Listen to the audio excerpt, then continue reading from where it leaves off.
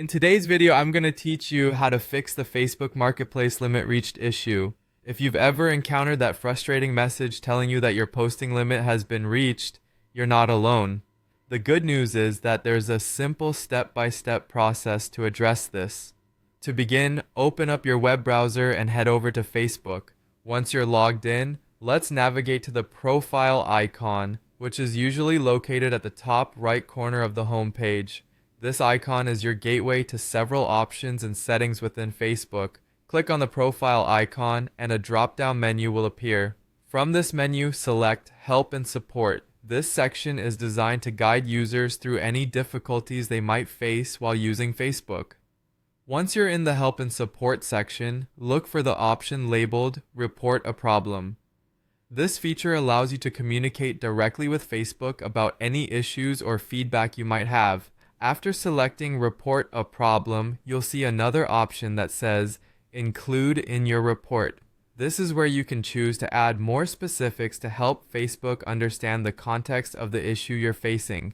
It's always helpful to provide detailed information to ensure that the team at Facebook can address your problem more efficiently. Moving on to the next screen, you'll find a space to type the details of your issue.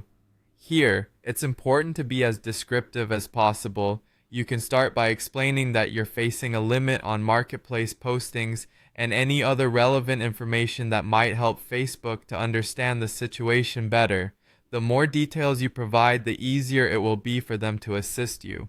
Once you've entered all the necessary details, it's time to search specifically for the Facebook Marketplace section in this area. You'll want to ensure that your problem is categorized correctly by selecting Marketplace.